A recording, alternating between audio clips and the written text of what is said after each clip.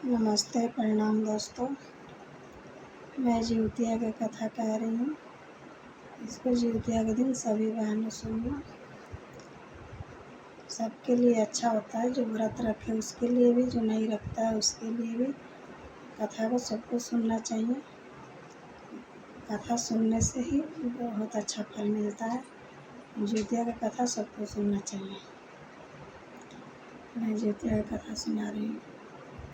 एक बार एक बूढ़ी थी, जिउतिया का व्रत रखी थी। तो सोचती थी कि मैं रात को ही सब कुछ कर लूँगी, बना के रख दूँगी, सुबह उठूँगी, पारण करूँगी, अपना चूल्हा वूल्हा झोंकने को लगा दूँगी। गरीब थी तो ऐसे ही करी, रात को ही बना के रख ली और सुबह उठी, पारण कर ली और चूल्हा झोंकने को लगा दी।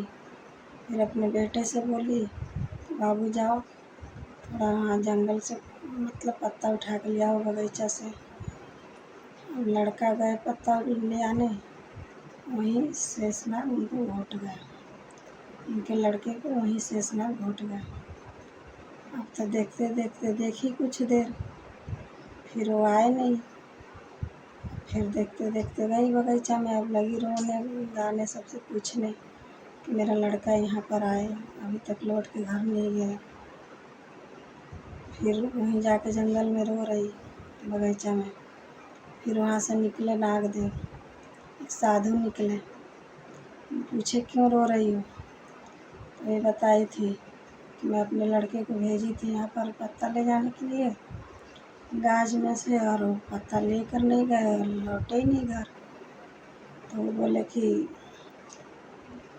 तुम आज कैसे अपना सुबह से पूरी दिनचर्या बताओ। बताई कि मैं व्रत रखी थी जिउतिया के।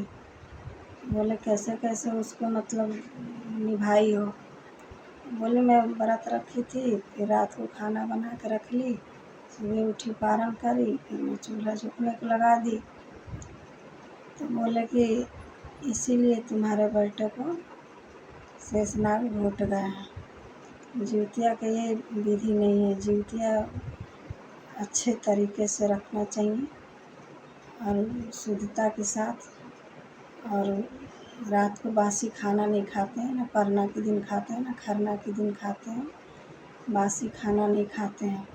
अब तुम जाओ, आज से 1 साल का इंतज़ार करना, फिर जिउतिया आएगा, फिर व्रत रखना, सही तरीके से रखना, फिर सुबह उठना, फिर खाना पकाना